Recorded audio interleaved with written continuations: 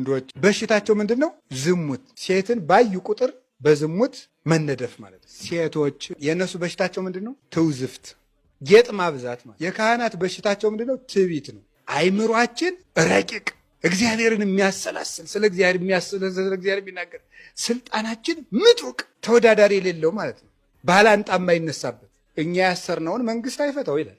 እንዲህ ያሉ ይታበያሉ። የመነኮሳት በሽታቸው ደግሞ ምንድነው? ስስት ነው። 10 ሰሃን እንጀራ እያለ የንስሐ ልጆች እዚያው ይሻግታታል፣ ለሰው አይሰጣትም፣ አይሰጠውም ማለት ነው። መነኩሴ ዝም ብሎ ያየውን ዕቃ ሁሉ ስጡኝ ማለት። የሽማግሌዎች ወይም የአረጋውያን በሽታቸው ምንድነው? ገንዘብ መውደድ።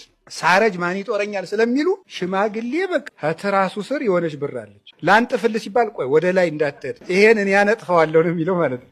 ይሄ 5ቱ ምናችን ነው? በሽታችን ነው።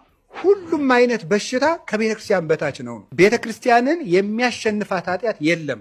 ምንም የኃጢአት ማህበር ቢኖር ከጌታችን ከኢየሱስ ክርስቶስ ደም በላይ የሚሆን ኃጢአት የለም። ምንም ነገር ቢሆን በሱ ደም ይደመሰሳል። ምንም ኃጢአት ከእግዚአብሔር ይቅርታ በታች ነው። የሥላሴን ስም ማጥናት መማር፣ በሥላሴ ስም መመካት፣ በአብ በወልድ በመንፈስ ሲበሉ አማትቦ መብላት፣ ከቤት ሲወጡ አማትቦ መውጣት፣ ወደ ቤት ስትገቡ የራሳችሁ ቤት እንኳ ቢሆን አማትባችሁ መግባት፣ ውላችሁ ወጥታችሁ እንኳ ቢሆን ተመልሳችሁ ስትገቡ አማትባችሁ መግባት፣ የራሳችሁን እስክብሪቶ ለሰዋውሳችሁ እንኳ ቢሆን ሲመለስ አማትቦ መቀበል፣ የትም ቦታ ላይ የሥላሴን ስም ማህተም ማድረግ ነው። የጌታችን መድኃኒታችን ኢየሱስ ክርስቶስን ስም መጥራት። ሰይጣን ኢየሱስ እንደሚባል ስም አድርጎ የሚጠላው ነገር የለም። ታውቃላችሁ? ይሄን እውነት የለም። የእግዚአብሔር ልጅ ጌታዬ ኢየሱስ ክርስቶስ ሆይ ማረኝ ሲባል ከሰማይ በታች ከምድር በላይ ከምድር በታች ያለ ጉልበት ሁሉ ለኢየሱስ ክርስቶስ ስም ሊሰግድ ይገባል። ስለዚህ በጌታችን በኢየሱስ ክርስቶስ ስም መመካት፣ ስሙን ጠርቶ መተኛት፣ ስሙን ጠርቶ መውጣት፣ ትራንስፖርት የሚሆን መንገድ ላይ የሚሆን የእሱን ስም እየጠሩ መሄድ። በኢየሱስ ክርስቶስ ስም ድል የማይነሳ አጋንንት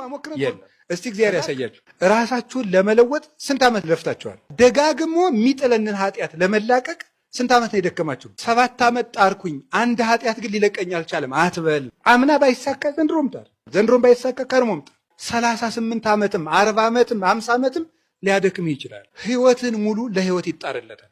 ደግሞ ጌታችን ኢየሱስ ክርስቶስ እንራመድ እንጂ ከቤተ ክርስቲያን ብቻ እንውጣ እንጂ አንድ ቀን ይመጣና ልጄ ተነስ ማለቱ አይቀርም። እድገት ነው ክርስትና፣ እድገት ነው እንጂ አንድ ጊዜ የተወሰነ ወይም እድል አይደለም። እንደ እድል ተሰጥቶ አንድ ያለቀ ነገር አይደለም።